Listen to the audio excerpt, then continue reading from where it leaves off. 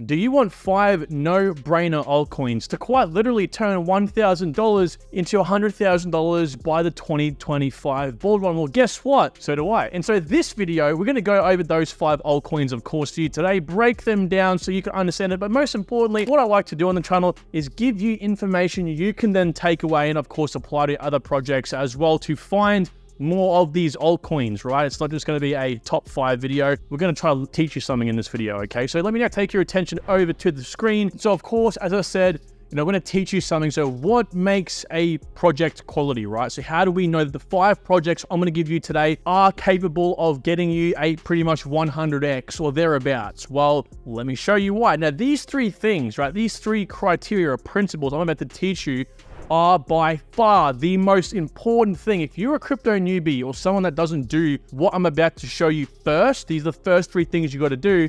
And I'm telling you right now, you're researching wrong. I'm very comfortable in saying that to your face, essentially because you're doing it wrong, right? Because you could search the team, the tech, the tokenomics, you could search the advisors, everything little nitty gritty. But if you don't do this, this is where the money is flowing. This is how you know you're chasing a pot of gold, not just chasing dreams, okay? Let me show you what I'm talking about here. That's right. The 3 things are narrative, meme, and popularity, period. Now, for those channel OGs, you're gonna know exactly what these things are. But let me break it down for some of you who haven't heard about these before and you want to learn a bit more. Again, I want to make this sheet actually available for all of you so you can go through and just kind of apply it to your own research, of course. Now, number 1, as I said, narrative. What is the most important thing to do? It is find this first, okay? So locating what narratives have the most potential in 2025 is key. This essentially is where all the money is going to be flowing. And you got to think about current times, guys. So we're in mid-2023 right now. You know, mid-2025 is obviously, 2 years away. So between now and then, nothing crazy in the world is going to happen. Yes, there might be something crazy, but for the most part, whatever's working now is just going to be exacerbated, but the same in the future, okay? So you can kind of look at that as a bit of an idea, like, okay, well, how are we going for IoT? Well, IoT projects maybe aren't going to be as good because IoT is a bit of a stretch for 2025. Yes, I understand it's whatever people think is going to be good, but that's when we come into the next phase, okay? So just remember what narratives essentially are for those who don't know, and I've made multiple videos on this and I can break it down, and I do break it down in those videos. I'll leave the links down below, of course, is essentially where all the projects that are known for a certain thing tend to all go up at the same time, right? So recently we had layer 2s, for example. We have meme coins, we have DeFi, we have oracles, we have layer 1s, we have anything like that. These are what are called primary narratives, right? These big narratives. We have smaller things like lending and stuff like that, but primary narratives. Now, there's 2 different types of narratives I've sort of coined, I guess. Primary narratives and sub-narratives. So what the project you're looking for has to have, or at least what you have to look for in that project, is its primary narratives, right? So for example, Hedera HBAR. It's a general purpose, or does everything, layer 1 network. That's what it's known for. Now, it's got DeFi, oracles, and Oracle services on it. It's got IoT, supply chain, but they're kind of sub-narratives, right? They're not really that important right now, okay? But its primary narrative is layer 1. Now, VeChain, which is another layer 1, is heavily focused on supply chain. That's what it's known for. So in VeChain's case, it's layer 1 plus supply chain, and you can kind of rank those, okay? I've done videos ranking those. And so that's what we've got to look for here, okay? These primary narratives, because they do correlate, and the projects that are known for these things do all go up at the same time. We have to find those things. Number 2 is the meme, okay? What's that wow factor, right? So after finding where the money will generally flow from the narrative, we have to find the reason why people want to pick a project in that narrative. There might be 100 layer 1 networks, but why Hedera? Why do people want to buy Hedera over all these other projects, right?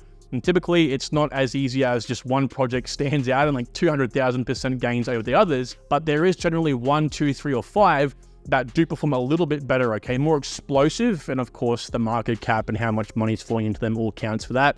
That's too technical, we're getting into now. And so number 3 is popularity, of course. So this is a rough indicator. Basically, what we're looking for here is external factors or events that will cause an additional surge in that project in 2025, things like announcement and roadmap events as well. So you can kind of think of this as an additional booster, all right? So we'll talk about, and I'll show you what I'm talking about in just a second here. But first, I kind of wanted to use the analogy of a river. Yes, I did draw this, so everyone please let me know below if you think I'm a good drawer or not. These are rocks, by the way. But essentially, you have the mouth of the river, okay? And what happens is streams break off. Now, streams, in this case, are projects. And projects can fall because they might have a pretty bad narrative. So the narrative of the stream closes up basically on the narrative section, Or you might have a project like this one here that might, for example, have a great narrative, but have a really bad meme, so it doesn't quite make it, right? So it's a very, very small river, and then of course, or a stream, and then you might have ones like this one over here that does the whole 9 yards, okay? And so obviously they start off quite wide, they get smaller and thinner and thinner and thinner. This is my bad drawing here, but they were supposed to get thinner, and they go right the way through. They're good on all these fronts, and this is where you would kind of come in here and have additional criteria, like maybe you want to look at things like the team, the tokenomics, the technology, so on and so forth. And in this case, hypothetically speaking here, all in the example, that stream would get thinner and thinner and thinner as it goes along, okay? But these are the most important things you must look for first. Hands down, I don't care what anyone else said. This is, in my personal experience, things you got to look for first if you're someone chasing gains, money. And what this looks like on a chart here with Cardano, for example, is narratives are like this. This was actually the layer 1 narrative that, popped off in the last bull run.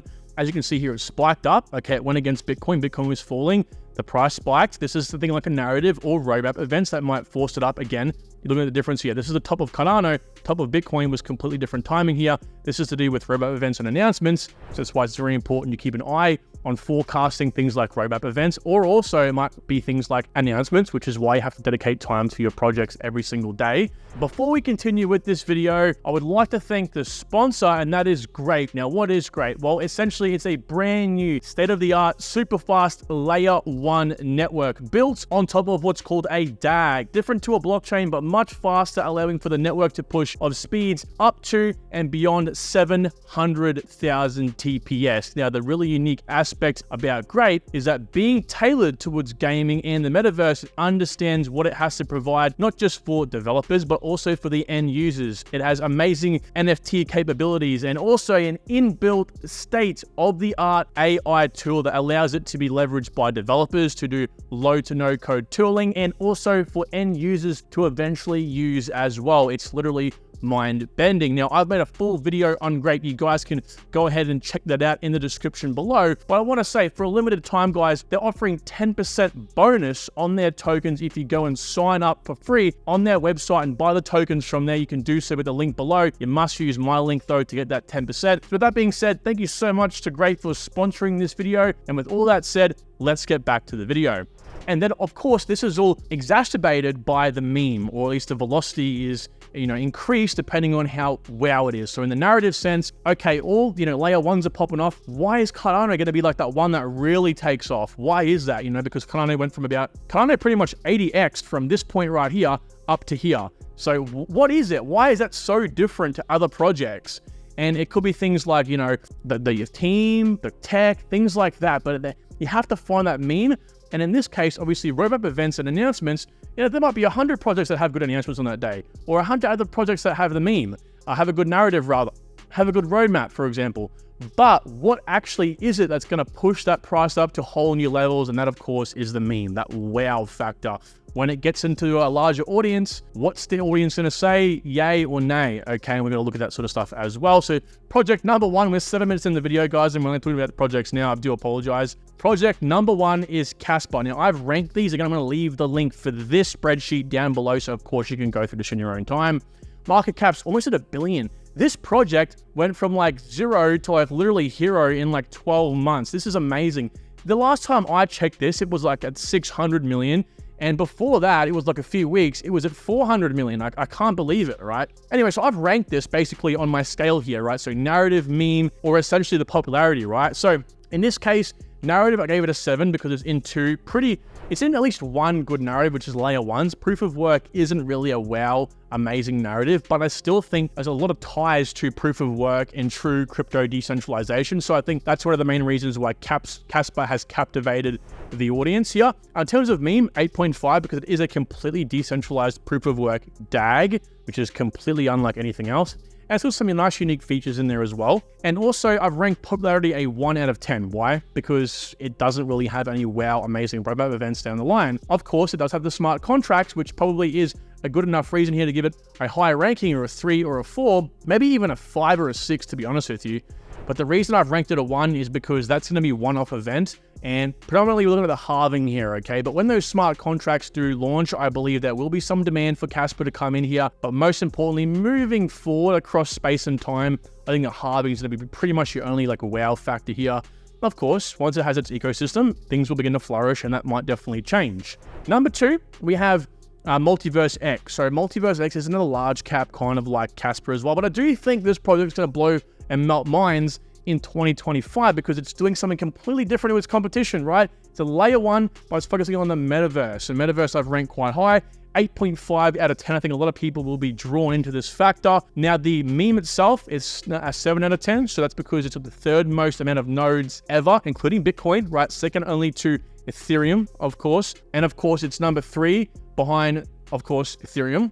Now, it's heavily focused on the metaverse, of course, and it has a very low supply. Now, the low supply, what we've learned on the channel is low supply doesn't mean it's a good thing, right? This doesn't mean anything at all. Like we once thought, it doesn't mean there's going to be a supply shock. It just means that there's less tokens to fiddle around with. They can be just broken up more, okay? So essentially, I've added low supply here and factored that in with the score because the degens are going to come in and want to buy up the project because it's got low supply. Okay, and this is the mentality we have to have. We've got to remember, a lot of people don't think like us. So we have to kind of reverse our psychology and kind of think like the mouse, okay? And number 8, I've given it an 8th popularity because they have X Fabric and X Worlds coming out just this year alone, which are massive upgrades as well. And think about it, right? When you have a project like this that has built in the bear, completely changed itself from the last bull run, it is coming into the bull market a completely new beast. Like all these projects, HBAR, all of them. They've been working. We haven't seen the kind of fruits of the growth of the pretty much the labor yet, but in 2025, we definitely will start seeing that because they're a whole new project, okay? Essentially, so this is why it has made it to my number 2 ranking here.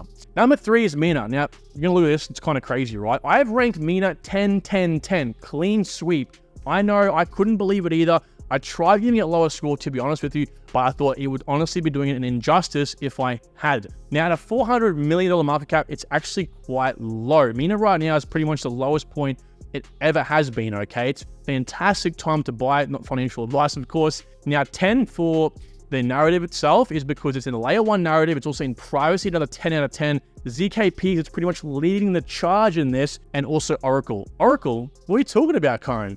Guys, they have a massive upgrade coming out here with their ZKP Oracle, which will allow them to extract data from any website on the internet without them having to approve that endpoint. It's just, you can just take data.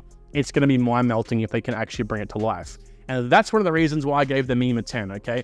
It's a 22 kilobyte blockchain because of ZKP's recursive snarks. It's able to continually take snapshots of the previous state of the network and condense that into a 25 kilobyte size. It's just like taking photos of photos of photos of photos. You still end up with a photo, if that makes sense.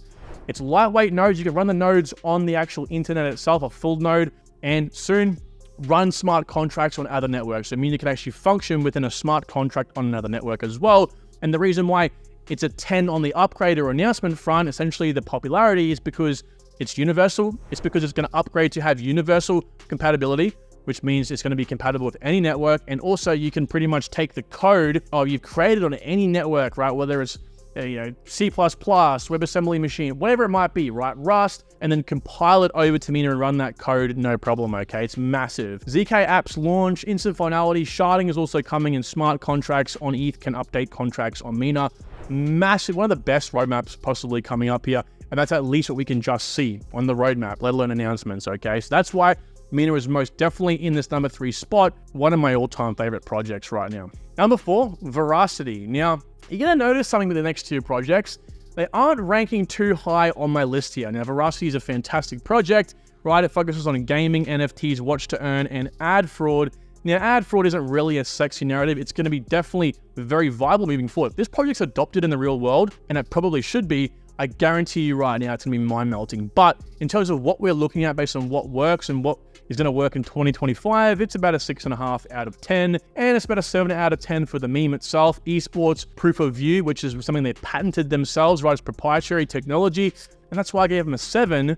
But then popularity is a 1, and that's why they have a pretty comprehensive roadmap, right? Well, nothing is going to interest outside investors. Something we have to look for in this instance is what's going to wow the outside world. If I told all my friends that are in crypto, like, hey, Veracity's going to upgrade their wallet so that it's going to allow, connections to Multiverse X. Cool. Like, That doesn't bother me. It might, you know, out of 1,000 friends, Dave, DB Crypto, if you're watching, shout out to you. If he's listening, he's gonna go, sweet, that's great for me. But everyone else is thinking, okay, cool. And so like, that's kind of what we have to think about here, right? We have to think about this sort of thing because ultimately that's what's gonna draw in the people in the first place and kind of like push it up, as we saw the Cardano chart before, really push it up and explode it out of the blue, okay? And so now again, the reason why I've added it to this list still is because of the market cap. So that's one thing we have to factor in here, okay? Other projects on this list have had quite high rankings. Well, Veracity is a 46 mil market cap, guys, so it does have that sex appeal. It does have that sort of instance where people are gonna flock in just because it is a low market cap and it does have explosive potential. That's one of the many variables we have to look at when assessing these three things, okay? That's why it's made it to the list. Now, number 5, we have Moonwell. Now, a lot of you haven't probably heard of Moonwell before. I've covered it multiple times before on the channel. Shout out to Rich. Rich introduced me to Moonwell many, many months ago, and it's right out about a $7.8 million market cap. So it's a tiny, tiny, tiny project, and you can think about it like this. This project can 100x if it hits a $700 million market cap, more or less, right? We know that that's not technically true. Of course, we have to, you know, incorporate supply into that, but more or less. Now, as you can see here, I've ranked it 6 in the narrative because it's focusing on DeFi, technically speaking, lending and borrowing, but that's a sub-narrative. 5 for the meme. Why? Well, because it's got non-custodial lending and borrowing, okay? So pretty much means when you lend and borrow, you don't hand over your, you know, wallets or keys or anything, or tokens predominantly here, to that exchange itself, like you do on some other networks. You have to like stake or bond your tokens, none of that sort of stuff, all right? So it's completely non-custodial, and also it allows access on Glimmer, Moonriver, and also, interestingly, Coinbase's Base network, okay? So yeah, it's on Base. And matter of fact, the reason why I've ranked it a 3 over here in terms of like popularity, I mean, there's no real amazing updates happening for Moonwell, but we have to think within that project, within that narrative itself, okay? What's that wow factor or the popularity aspect within the individual narrative? Not just the outside narratives as well, because we're talking about many, many billion-dollar valuated, you know, narratives. And that's because it's got a $36 million TVL, which is seen as a big sort of boost of confidence within DeFi networks. Again, $36 million in TVL, and the market cap is $7.8 million, guys. That's a massive, massive difference. Now, it has recently rebranded, as I mentioned on the screen here, because Uniswap V3 has now launched on Moonbeam. I believe maybe Moonriver, but definitely Moonbeam here.